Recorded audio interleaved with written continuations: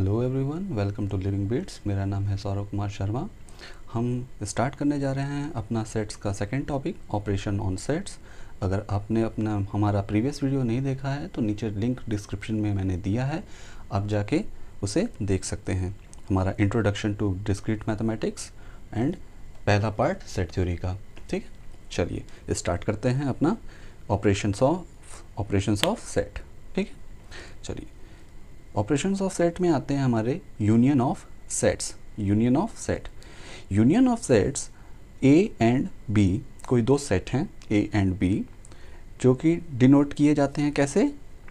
ए छोटा सा कैप्सूल बना के नीचे के साइड हम लोग लिखते हैं ए यूनियन, यू लिखते हैं थोड़ा सा बड़े फॉर्म में। ठीक है, A union B is the set of all those element each one of which is either in A, या तो जितने भी सेट हैं, जितने भी एलिमेंट हैं, जितने भी सेट हैं, या तो वो ए में हो, जितने भी एलिमेंट हैं या तो वो ए में हो, और इन बी, या तो वो बी में हो, या दोनों मिला के हों, या दोनों मिला के हों, और जितने भी रिपीटेड एलिमेंट्स हैं उनको उनमें से निकाल दिया जाता है।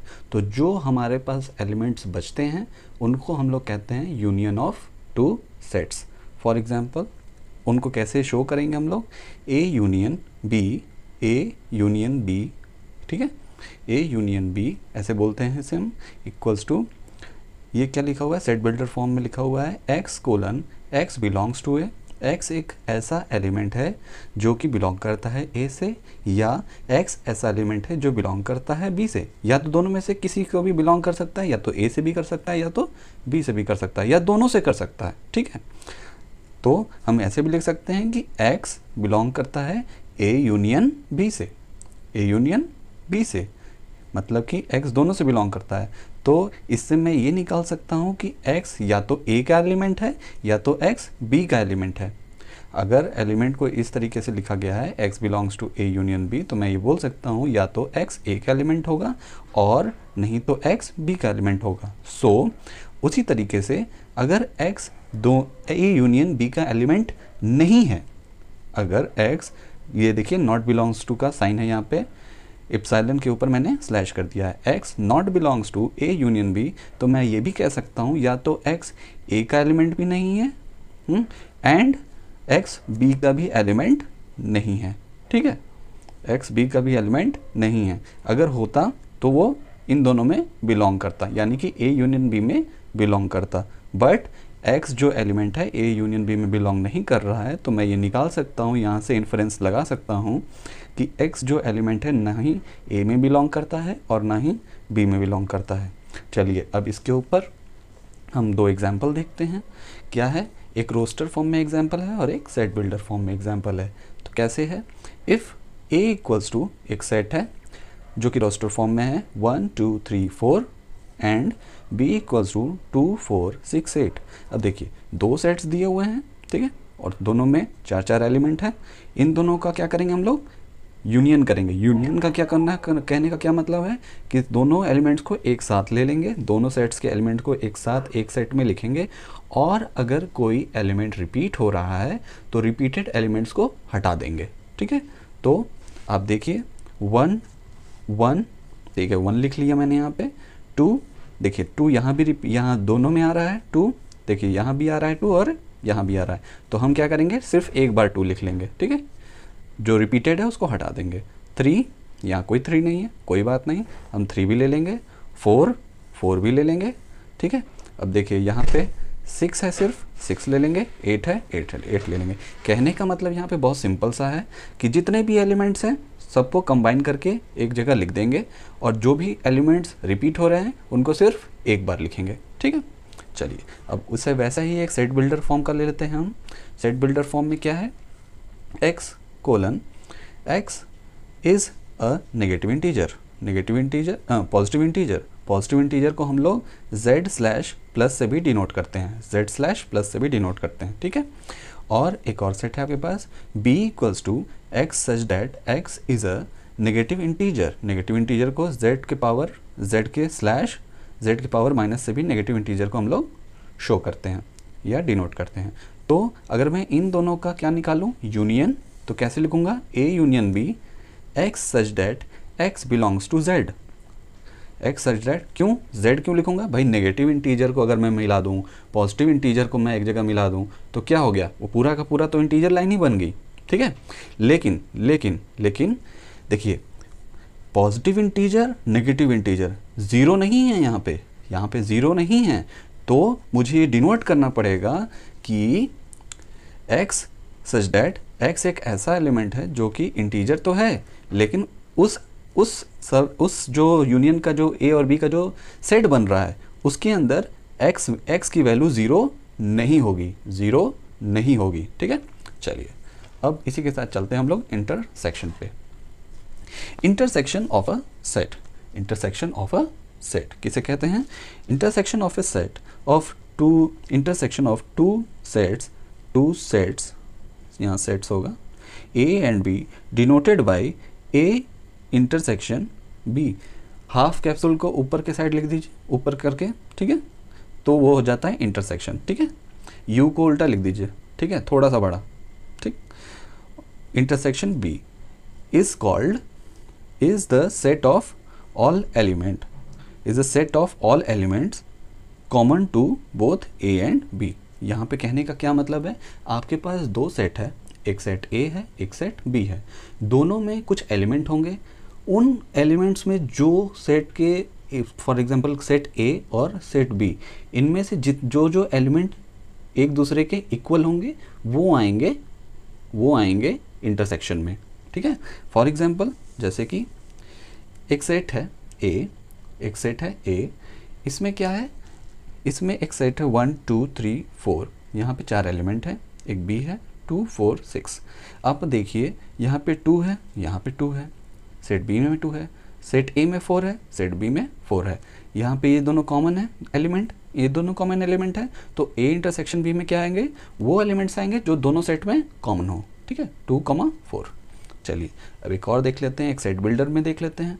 a equals to x colon x equals to 3n, x equal to 3n, यानी कि 3 के मल्टीपल में है, और n की वैल्यू क्या है? n बिलोंग करता है नेचुरल नंबर से 1 2 3, यानी कि 3 6 9 ऐसे बनेंगे हमारे x की रोस्टर फॉर्म में, 3 6 9 12 इस तरीके से। और b क्या है? b x such that x equals to 4n, और n की बिलोंग करता है किससे? नेचुरल नंबर से, ठीक है। तो अब ये कैसा रोस्टर फॉर्म में बनाएगा? 4 8 12 16 इस तरीके से नंबर बनाएगा। तो अब इसमें क्या आएंगे? इन दोनों में वो नंबर आएंगे जो इनमें कॉमन हो, ठीक है, जो इनमें कॉमन हो, ठीक है। तो मैं कैसे लिखूंगा? a intersection b x such that x, इन दोनों का मल्टीप्लाई कर दूंगा, क्यों? इन दोनों का मल्टीपल ही तो होगा, फॉर एग्जाम्पल क्या बनेगा? इसका क्या बनेगा? 3 6 9 12, और इसका क्या बनेगा? 4 8 12। देखो 12 आया ना, 12 कॉमन निकला, और उसके बाद क्या आएगा? उसके बाद आएगा फिर 24 आएगा दोनों में, फिर कौन सा आएगा? 36 आएगा, ठीक है।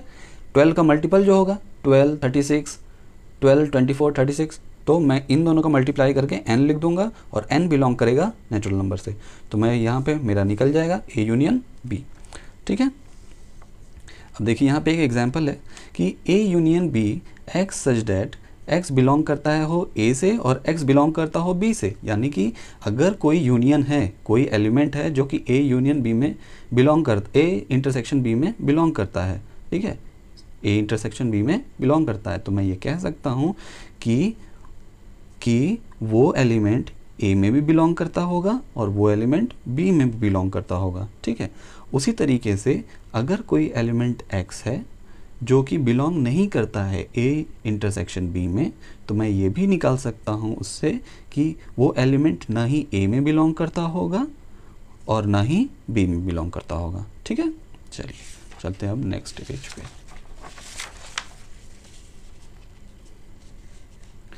नेक्स्ट पेज क्या है हमारा? नेक्स्ट पेज है हमारा डिसजॉइंट सेट से। Two set A and B are said to be disjoint if A intersection B is phi।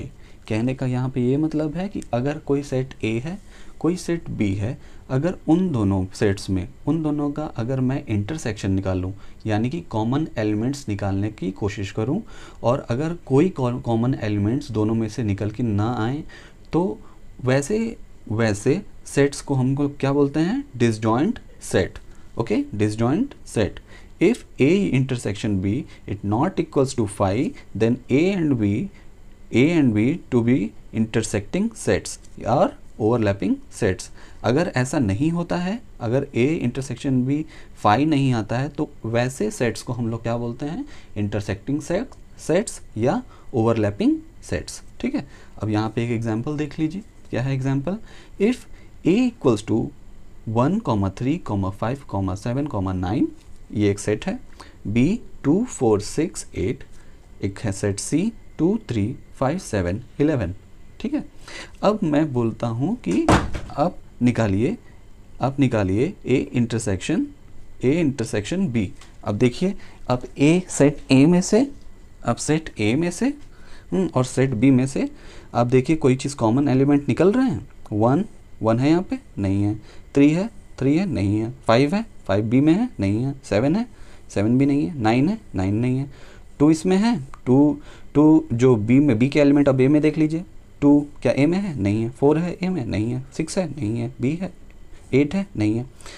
तो अब देखिए कोई भी एलिमेंट्स ना A में है ना B में है, तो इसका क्या मतलब हुआ कि A और B में कोई भी एलिमेंट कॉमन नहीं है। तो क्या आएगा, 5 का क्या मतलब होता है, 5 का मतलब होता है एम्प्टी। 5 का क्या मतलब होता है, एम्प्टी सेट। 5 का मतलब क्या होता है, एम्प्टी सेट।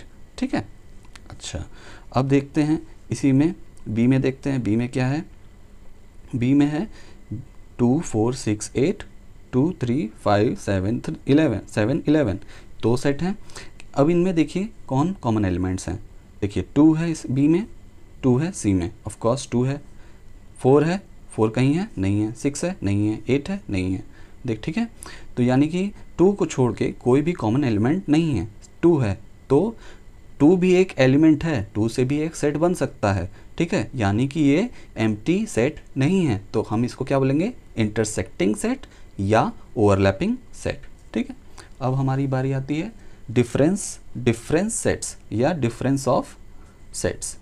ठीक है, if A and B are 2 sets, अगर A और B 2 सेट हैं, then their difference A minus B, A difference B, minus नहीं, A difference B is defined by, कैसे डिफाइन करेंगे, A difference B is equal to x belongs to A and x not belongs to B। इसका क्या मतलब होता है कि कोई सेट है, आपके पास कोई सेट है। फॉर एग्जांपल अब देखिए, मैं एक यहाँ पे एग्जांपल देता हूँ।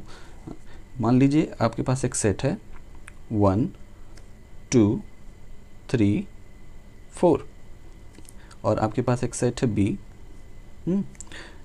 2, 3, 5, 6। ठीक है, अब इसका बोला जाता है आपको डिफरेंस ऑफ सेट निकालने के लिए। तो A डिफरेंस B कैसे निकलेगा, 1, 2, 3, 4।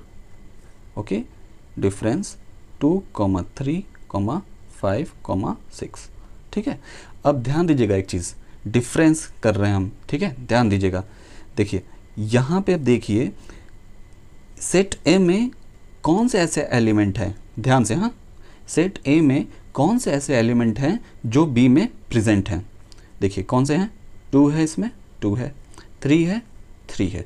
ठीक है, तो आपको क्या करना है, इन सब जो प्रेजेंट हैं, जो कॉमन एलिमेंट हैं इनमें, वो हटा देने हैं। ठीक है, यानी कि 2 है, 3 है, 2 है, 3 है, हटा दिया। अब जो बचे हुए सेट हैं A के अंदर, ओनली A, वो होंगे हमारे डिफरेंस। आया समझ में आपको। ठीक है, ये 5, 6 को हम लोग को कंसिडर नहीं करना है, सिर्फ उन्हीं एलिमेंट्स को करना है जो सिर्फ A में बचे। A में क्या बचे, 1, 4। ठीक है, ये हुआ आपका डिफरेंस। मैंने देखा है बहुत लोग क्या करते हैं, 1, 4, 5, 6 दोनों लिखते हैं, ऐसा नहीं होता है। ठीक है, खाली 1, 4। आया समझ में, 1, 4, जो इन्हीं को कहते हैं ओनली A के A में से B के जितने भी एलिमेंट हैं उनको निकाल देना, तो क्या बचेगा, सिर्फ A बचेगा ना, तो उसी को कहते हैं ओनली A। ठीक है, आया समझ में। चलिए अभी जब वेन डायग्राम बताऊंगा तो ज़्यादा बढ़िया सब समझ में आएगा। जब ये सारे एक्सरसाइज सेट थ्योरी, सेट खाली सेट, रिलेशन फंक्शन नहीं, जब इसके बाद सेट के बाद हम लोग रिलेशन फंक्शन पढ़ेंगे, जब सेट थ्योरी का ओवरलैप, ये ऑपरेशन ऑन सेट खत्म हो जाएगा और वेन डायग्राम्स खत्म हो जाएंगे, तब हम उनके ऊपर क्वेश्चंस लगाएंगे, एक्सरसाइज लगाएंगे। नहीं तो अगर एक्सरसाइज नहीं लगाएंगे तो थ्योरी हम भूल जाएंगे, ठीक है। तो एक्सरसाइज भी लगाना बहुत ज़रूरी है हम लोग के लिए, ठीक है। अच्छा, इसी तरीके से एक आता है symmetry difference. Symmetry difference, symmetry difference कैसे दिखाते हैं? ए डेल्टा बी, ए डेल्टा बी, ठीक है। क्या होता है इसमें? पहले हम माइनस करते हैं, ए डिफरेंस बी करते हैं, फिर उनका यूनियन करते हैं, फिर उल्टा बी डिफरेंस ए करते हैं, बी डिफरेंस ए करते हैं, ठीक है। बहुत सिंपल होता है। ए के जितने भी एलिमेंट है सेट्स को लिख लिया, 1 3 5 7 9, बी के सारे एलिमेंट लिख दिया, 2 3 5 7 11, और दोनों का क्या किया? पहले निकाला ए डिफरेंस बी। देखिए जितने भी कॉमन एलिमेंट हैं बी के ए में, बी के जितने भी कॉमन एलिमेंट हैं ए में, उन सबको हटा लिया। क्या क्या हैं? 3 है, 5 है, 7 है। क्या आया? 1,9, ठीक है। फिर उनका यूनियन किया। अब देखिए अब क्या है? बी डिफरेंस ए। अब जितने भी कॉमन एलिमेंट हैं ए के बी में उल्टा, तो वो लिख लेंगे, यानी कि 3 है, 5 है, 7 है, 7 है, क्या बचा? 2 11 बचा, उनको लिख लिया। अब इन दोनों को क्या करेंगे? मर्ज कर देंगे, या क्या कर देंगे? कंबाइन करके यूनियन निकाल देंगे, ठीक है। 1 2 9 11, ये आपका आ गया सिमेट्री डिफरेंस, ठीक है। और इस कोर्स में, इस सेट थ्योरी के कोर्स में हम लोग प्रूफ्स पे नहीं जाएंगे। प्रूफ्स पे अगर जाएंगे तो देखिए बहुत लंबा हो जाएगा कोर्स, और हमको एप्लीकेशन पढ़ना है, इसका एप्लीकेशन पढ़ना है। डिस्क्रीट मैथमेटिक्स एप्लीकेशन पे फोकस करती है। कंप्यूटर साइंस जो डिस्क्रीट मैथमेटिक्स है, एप्लीकेशन मैथमेटिक्स के ऊपर फोकस करती है, ठीक है। प्रूफ्स पे चले जाएंगे नॉर्मल मैथमेटिक्स की तरह तो वो बहुत ज़्यादा टाइम कंज्यूमिंग हो जाएगा, और हम लोग को सिलेबस भी जल्दी कंप्लीट करना है और भी चीज़ें पढ़नी है, ठीक है। इसलिए हम लोग प्रूफ्स पे नहीं जाएंगे। Okay, complement of a set. Let U be a universal set. हम लेट करते हैं कि यू एक यूनिवर्सल सेट है। यूनिवर्सल सेट यानी कि क्या? जो भी प्रॉब्लम हम लोग लगा रहे हैं उनमें छोटे छोटे कुछ सेट्स होंगे। यूनिवर्सल सेट क्या होगा? उन छोटे छोटे सेट्स का सुपर सेट होगा, ठीक है। छोटे छोटे सेट्स का सुपर सेट होगा, ठीक है। एंड लेट ए सबसेट, एक सबसेट है किसका? यूनिवर्सल सेट का। Then complement of A denoted as U difference A, यानी कि यूनियन में से जितने भी एलिमेंट हैं ए के, उन सबको निकाल देना, तो वो क्या बन जाएगा? ए कॉम्प्लीमेंट। यूनियन के अंदर यानी कि सुपर सेट के अंदर जितने भी एलिमेंट हैं ए के, उनको निकाल देना, वो क्या बन जाएगा? ए कॉम्प्लीमेंट, ठीक है। उनको कैसे डिनोट करेंगे? A complement equals to X belongs to union, okay, and such that X is not belongs to A, यानी कि ए कॉम्प्लीमेंट में क्या होगा? एक्स बिलोंग तो करेगा यूनिवर्सल सेट में, और एक्स जो है ए में बिलोंग नहीं करेगा। क्यों भाई सीधी सी बात है, अगर यूनिवर्सल में से तुम ए के सारे एलिमेंट निकाल दोगे तो ए में कैसे बिलोंग करेगा? एक्स नहीं बिलोंग करेगा। तो उससे हम ये भी बोल सकते हैं कि एक्स जो है किससे बिलोंग करेगा? एक्स बिलोंग करेगा ए के कॉम्प्लीमेंट में, ठीक है, और एक्स में बिलोंग नहीं करेगा ए। जैसे कि इफ़ यूनिवर्सल सेट हम मान लेते हैं 1 2 3 4 5, ठीक है, एंड हम ए मानते हैं 2 4। अब मैं इसका अगर कॉम्प्लीमेंट निकालूं, कॉम्प्लीमेंट ऑफ सेट करूं, तो ए कॉम्प्लीमेंट हम लिख लेंगे क्या? यू के सारे एलिमेंट को लिख लेंगे, ठीक है, 1 2 3 4 5, और उसमें से डिफरेंस करेंगे क्या? ए के जो भी एलिमेंट्स हैं 2 4, ठीक है। अब देखिए क्या करेंगे? 2 4 को निकाल देंगे, ठीक है, और जो बच गया यू में वो होगा कॉम्प्लीमेंट, ठीक है। अब देखिए 2 है 4 है, हटा दीजिए, क्या बचेगा? 1 3 5, क्या बचेगा? कॉम्प्लीमेंट, ठीक है। चलिए आगे बढ़ते हैं। 2 लेट यू यूनिवर्सल एक सेट है, ठीक है। एक सेट बिल्डर फॉर्म में एक दूसरा एग्जांपल है। X is a letter in English alphabet. X क्या है? एक्स एक लेटर है किसमें? इंग्लिश अल्फ़ाबेट में, ठीक है। एक्स एक लेटर है इंग्लिश अल्फ़ाबेट में, और एंड ए क्या है?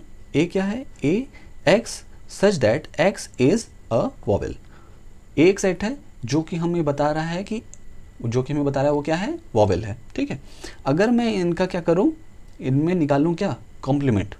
इनमें क्या निकालूं मैं? कॉम्प्लीमेंट। अभी ये सोचिए, ये अभी सोचिए 2 मिनट के लिए हटाइए इस चीज़ को। आप सोचिए कि इंग्लिश अल्फ़ाबेट में 26 वर्ड होते हैं, ठीक है। उन वर्ड में से अगर 26 वर्ड होते हैं, वो हमारा क्या हो गया, वो एक सुपर सेट हो गया, क्योंकि टोटल अल्फ़ाबेट क्या हो गए, सुपर सेट हो गए, है ना। टोटल अल्फ़ाबेट सुपर सेट हो गए, यानी कि वो यूनिवर्सल सेट की तरह बिहेव कर रहे हैं। अगर मैं उनमें से वॉवेल्स को हटा दूं तो क्या बन जाएगा, कॉन्सोनेंट बचेगा, है ना, कॉन्सोनेंट बचेगा। तो क्या कॉन्सोनेंट में वॉवेल आएंगे, कॉन्सोनेंट में वॉवेल आएंगे, नहीं आएंगे, है ना। तो वो क्या हो गया, उसका कॉम्प्लीमेंट हो गया। क्या हो गया, कॉम्प्लीमेंट हो गया, ठीक है। उसी तरीके से अगर मैं ये कहूँ कि जो इंग्लिश अल्फ़ाबेट हैं और एक सेट है जिसमें कॉन्सोनेंट है, कॉन्सोनेंट को अगर मैं निकाल दूँ तो क्या बचेंगे, वॉवेल बचेंगे, वॉवेल बचेंगे। तो क्या वॉवेल में कॉन्सोनेंट आएंगे, नहीं आएंगे। तो वो क्या हो गया, क्या हो गया, कॉम्प्लीमेंट हो गया। बस वही है ये एग्जाम्पल कि अगर मैं इंग्लिश अल्फ़ाबेट के यू क्या हो गया, यू हमारा है universal set, universal set, super set, super set. Super set का क्या मतलब है, जितने भी अल्फ़ाबेट हैं सबका ये सुपर सेट है, यानी कि 26 वर्ड है, इसके अंदर 26 अल्फ़ाबेट्स हैं। उनमें से मैं वॉवेल्स को हटा दूं तो क्या बच गया, ए कॉम्प्लीमेंट। ए कॉम्प्लीमेंट क्या होगा, कॉन्सोनेंट, ठीक है। ए कॉम्प्लीमेंट क्या होगा, कॉन्सोनेंट। चलिए अब हम आते हैं कुछ रिजल्ट्स पे, कुछ इंपॉर्टेंट रिजल्ट्स हैं, ठीक है। मैं इनको प्रूफ तो नहीं करूँगा, बस थोड़ा बहुत चीज़ देखिए। सेट्स की प्रूविंग मैं कुछ अपने ट्रिक और आइडियाज़ से करता हूँ। फॉर्मल मेरा प्रूफ नहीं होता है, लेकिन ये मेरा जो भी प्रूफ होता है वो काम में आ जाता है एग्ज़ाम्स में जल्दी करने के लिए। अगर फॉर्मली मैं प्रूफ करने चला जाऊँगा तो एग्ज़ाम में बहुत टाइम लग जाएगा। मैं बताऊँगा कैसे मैं करता हूँ, ट्रिक्स क्या होती है। फ़िलहाल के लिए आप पहले फैक्ट्स याद कर लीजिए, क्योंकि उन ट्रिक्स को करने के लिए फ़ैक्ट्स को याद रखना, कुछ फैक्ट्स हैं, ज़्यादा नहीं हैं, उनको याद रखना ज़रूरी है, ठीक है। देखिए यूनियन का मैं कॉम्प्लीमेंट करूं, यूनियन का अगर कॉम्प्लीमेंट करूं तो क्या आता है, क्या आता है, एम्प्टी सेट। एम्प्टी सेट कैसे आता है, बहुत सिंपल है। अगर यूनियन कॉम्प्लीमेंट, अगर यूनियन में से अगर मैं यूनियन को हटा दूं, यूनियन में से भाई यूनियन में से यूनियन को हटा दो, क्या बचेगा, कुछ नहीं बचेगा, खाली हो जाएगा, तो वो क्या हो जाएगा, कॉम्प्लीमेंट हो जाएगा, ठीक है। अच्छा, वैसे ये फॉर्मली इस तरीके से करते नहीं हैं, फॉर्मली दूसरे तरीके से करते हैं।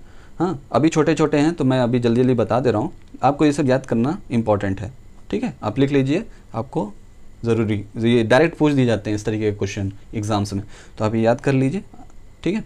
फाई कॉम्प्लीमेंट, देखिए फाई अगर है, फाई कॉम्प्लीमेंट का क्या मतलब हुआ कि एक एम्प्टी सेट का कॉम्प्लीमेंट कर रहे हैं हम लोग। अगर यूनिवर्सल सेट में से फाई को अगर मैं हटाऊँ, यूनिवर्सल सेट में से एक यूनिवर्सल सेट है, उसमें से अगर फाई सेट है, फाई का कहने का क्या मतलब है, खाली सेट है। खाली, अगर यूनिवर्सल सेट में से किसी खाली सेट को अगर हम माइनस करेंगे क्या बचेगा, वही होगा ना, कुछ माइनस तो हो नहीं रहा है, मतलब डिफरेंस तो कुछ हो ही नहीं रहा है, क्योंकि वो तो खाली था। तो क्या बचेगा, यूनियन ही बचेगा, यूनिवर्सल ही सेट बचेगा। तो ऑफकोर्स फाई का कॉम्प्लीमेंट करेंगे तो क्या मिलेगा, यूनिवर्सल सेट ही मिलेगा। अच्छा, कॉम्प्लीमेंट ऑफ कॉम्प्लीमेंट करूँगा, एक ए कॉम्प्लीमेंट है पहले ही से, उसका भी कॉम्प्लीमेंट कर रहा हूँ, एक कॉम्प्लीमेंट पहले से है उसका भी कॉम्प्लीमेंट कर रहा हूँ। तो क्या है, एक कॉम्प्लीमेंट है, अगर मैं लिखूँ यू माइनस ए और ए का ए कॉम्प्लीमेंट और उसका भी कॉम्प्लीमेंट करूँ यू माइनस ए, ठीक है, उसका भी कॉम्प्लीमेंट करूँ यू माइनस ए। अब देखिए, अब देखेंगे कि मैंने माइनस को यहाँ मल्टीप्लाई कर दिया, ऐसे प्लस कर दिया है, तो माइनस काट को ए कर दिया है यहाँ पे। तो ये फॉर्मली इस तरीके से प्रूफ नहीं होता, ठीक है। मैं आपको पहले ही से बता दूं, रेगुलर एग्जाम्स में ऐसा मत करिएगा, ये गलत है, ठीक है, ये बिल्कुल गलत है, ऐसा रेगुलर एग्जाम्स में नहीं होता है। बट ये काम करेगा आपके इंट्रेंस एग्जाम्स में, किसी एमसीक्यू चॉइस क्वेश्चंस में करने में, ठीक है। तो ऐसा मत करिएगा आप रेगुलर एग्जाम में, ठीक है। अच्छा, चलिए आगे चलते हैं, कुछ इंपॉर्टेंट फैक्ट्स और हैं।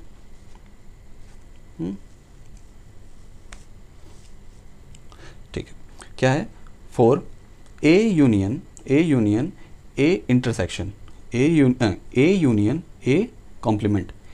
ए यूनियन किया जा रहा है, ए कॉम्प्लीमेंट के साथ क्या आएगा, ए यूनियन ए कॉम्प्लीमेंट कैसे लिख सकते हैं, यूनियन माइनस यूनियन डिफरेंस ए, यूनियन डिफरेंस है।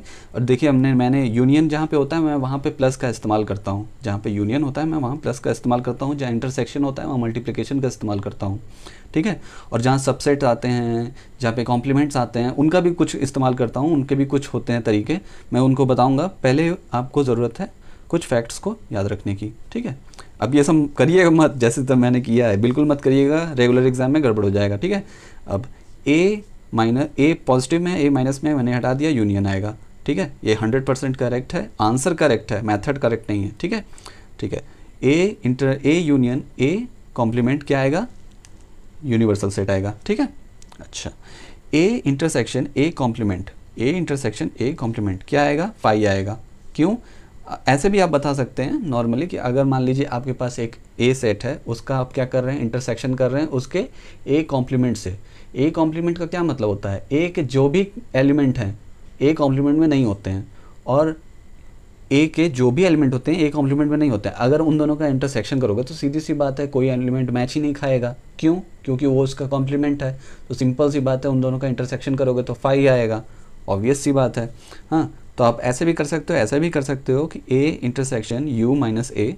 अब देखिए यू को मैंने डिस्ट्रीब्यूट कर दिया, यू का डिस्ट्रीब्यूट कर दिया है, ठीक है। अब यहाँ से भी आप देख सकते हैं कि ए इंटरसेक्शन यू एक सुपर सेट है और एक सेट है एक, इन दोनों का करूँगा मैं तो सिंपल इंटरसेक्शन करूँगा तो सिंपल सी बात है कि जो छोटा सेट होगा वही आएगा, है ना। जो कॉमन एलिमेंट होगा, फॉर एग्जांपल छोटा सेट यहाँ पे क्या है, ए है। छोटा सेट अगर ए है तो वो क्या करेगा, जितने भी कॉमन एलिमेंट होंगे यू के अंदर वो लेकर आ जाएगा बाहर, तो ए ही बचेगा।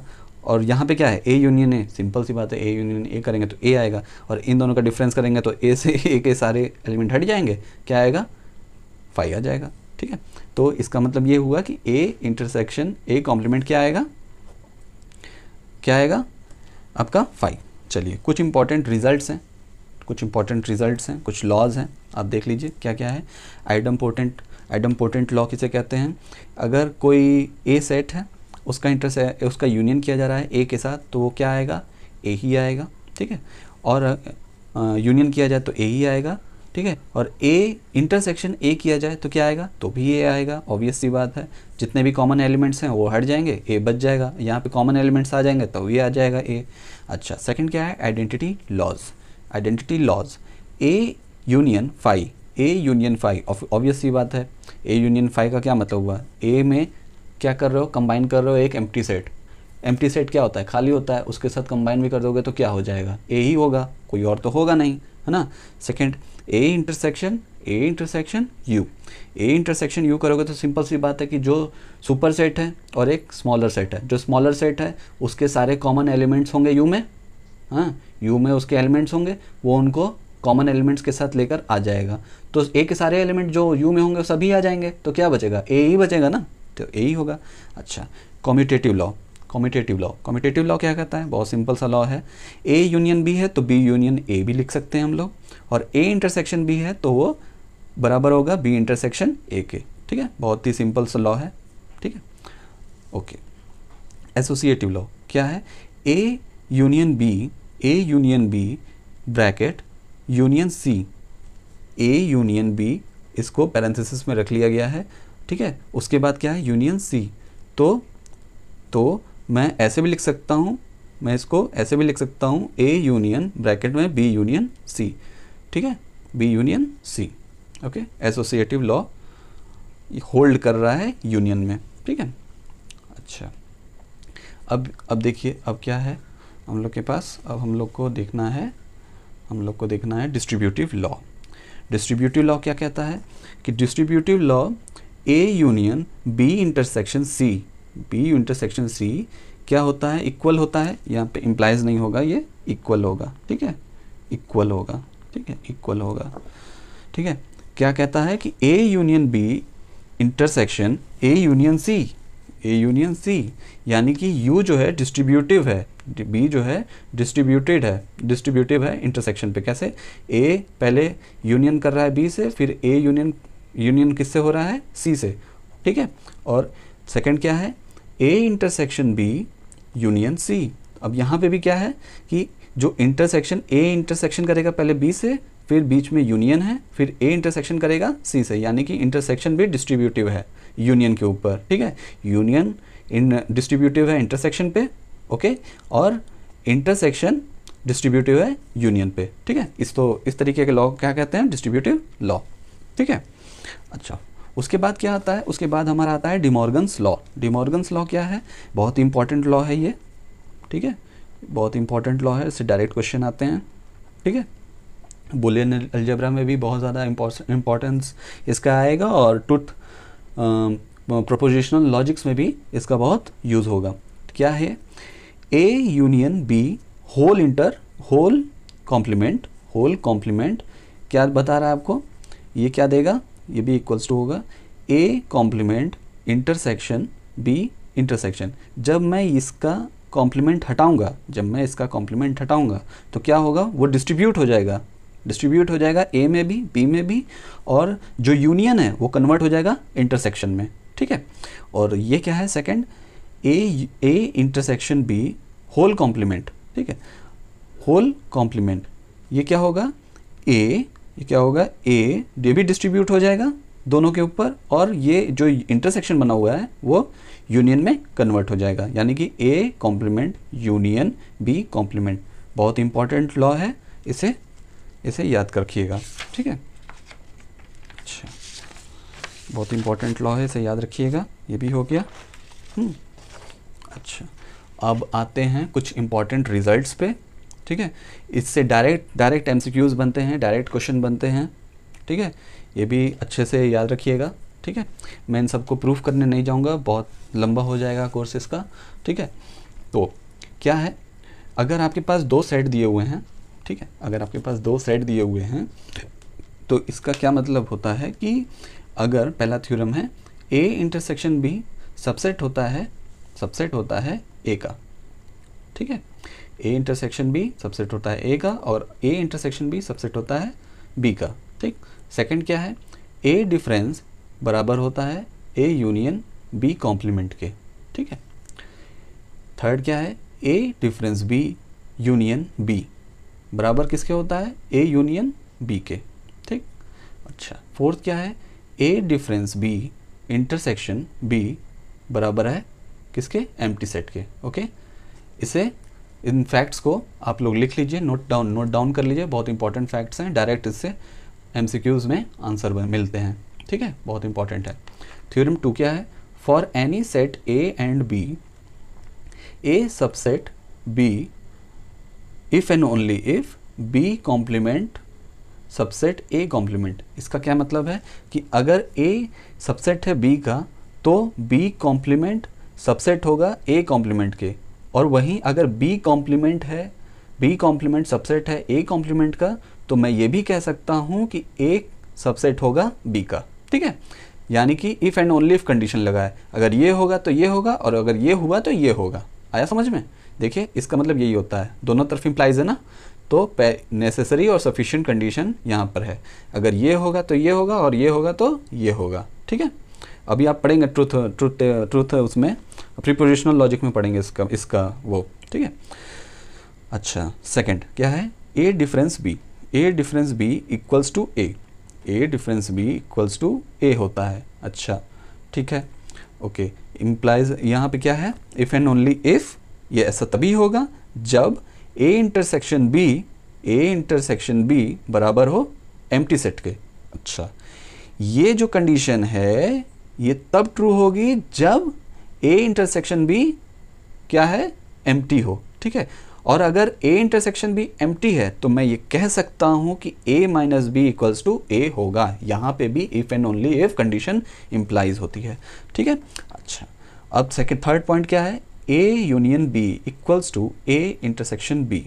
अच्छा, ये इसके इक्वल होगा, ये इसके इक्वल होगा कब जब a बराबर हो b के, जब a सेट a बराबर हो b के, तब मैं ये कह सकता हूं कि उन दोनों का यूनियन और उन दोनों का इंटरसेक्शन दोनों क्या होगा, इक्वल होगा। और अगर ऐसा होता है कि a यूनियन b और a इंटरसेक्शन b एक दूसरे के इक्वल हैं, तो मैं ये भी कह सकता हूं कि a और b दोनों इक्वल सेट्स हैं। ओके, कैसे, ये दोनों इक्वल हैं तो ये भी ये मैं बोल सकता हूँ अगर ये दोनों इक्वल है तो ये भी कंडीशन सेटिस्फाई करेगी, यहाँ पे भी if and only if condition हो रही है, ठीक है। फोर्थ क्या है, A union B, A union B क्या है, इक्वल है एम्प्टी सेट के यानी कि फाई के, ठीक है। कब होगा ऐसा, जब ए बराबर हो एम्प्टी सेट के ऑब्वियसली, हाँ, एंड बी बराबर हो किसके, एम्प्टी सेट के, ठीक है। यानी कि अगर दोनों एम्प्टी हैं तो ऑब्वियस सी बात है कि वो क्या होंगे, यूनियन क्या होगा, खाली ही होगा, ठीक है, एम्प्टी ही होगा दोनों का। और अगर दोनों एम्प्टी हैं तो मैं ये भी बोल सकता हूँ ए यूनियन बी एम्प्टी हैं तो मैं ये भी बोल सकता हूँ कि ए भी एम्प्टी होगा और बी भी एम्प्टी होगा। तो यहाँ पे भी if and only if condition है, ठीक है। बहुत इंपॉर्टेंट लॉज हैं, इनको याद रखिएगा। और लास्ट थ्योरम में क्या है, अगर आपके पास 3 गिवन सेट हैं, 3 गिवन सेट हैं ए बी सी, ठीक है, तब ए माइनस ए डिफरेंस बी इंटरसेक्शन सी, तो ये क्या होगा, माइनस डिफरेंस भी डिस्ट्रीब्यूट होता है, लेकिन जब इंटरसेक्शन आएगा तो साइन चेंज हो जाएगी यूनियन में, और यूनियन होगा तो साइन चेंज हो जाएगी इंटरसेक्शन में। कैसे, ए डिफरेंस बी इंटरसेक्शन सी, ए डिफरेंस बी, और ये देखिए इंटरसेक्शन से क्या हो गया, यूनियन हो गया, और ए डिफरेंस सी हो गया। अब यहाँ पे देखिए, यहाँ पे A difference B union C equals to A difference B, देखिए यूनियन से इंटरसेक्शन हो गया, अब ए डिफरेंस सी, ठीक है, ये एक दूसरे के इक्वल होते हैं। ए इंटरसेक्शन बी डिफरेंस सी, अब यहाँ पे क्या बोलूँगा मैं, ए इंटरसेक्शन बी, देखिए यहाँ पे डिस्ट्रीब्यूट हुआ यूनियन, कहाँ पे, बी में डिस्ट्रीब्यूट हो गया, सी में डिस्ट्रीब्यूट हो गया, और डिफरेंस वही रहा, A intersection B, A intersection C difference. अब यहाँ पे क्या है, A intersection B symmetric difference, ये जो ट्रायंगल बना हुआ है डेल्टा, ये सिमेट्रिक डिफरेंस को शो कर रहा है, ठीक है, सिमेट्रिक डिफरेंस सी। अब यहाँ पे क्या होगा कि ए इंटरसेक्शन बी के साथ होगा, पहली बार ए इंटरसेक्शन बी होगा, फिर ए इंटरसेक्शन सी होगा, और बीच में क्या होगा, सिमेट्रिक डिफरेंस, ओके। तो बस आज के लिए इतना ही। और आपने प्रीवियस वीडियोस मेरे नहीं देखे हैं तो जाके प्लेलिस्ट से आप देख सकते हैं। और अगर आपको कोई प्रॉब्लम है किसी क्वेश्चंस में, कोई टॉपिक समझने में दिक्कत आ रही है तो आप कमेंट्स में लिख सकते हैं। कोई भी प्रॉब्लम है आप कमेंट्स में लिख के पूछ सकते हैं कि आपको क्या, आप कहाँ पे, अगर आपको कोई चीज़ नहीं समझ में आई है तो आप वहाँ पे पूछिए, मैं वहाँ पे आपको आंसर दूंगा, ठीक है। ओके, सब्सक्राइब करिए, शेयर करिए, लाइक करिए, ठीक है, और कमेंट करिए। चलिए चलते हैं, थैंक यू एवरीवन, फिर मिलेंगे नेक्स्ट वीडियो में।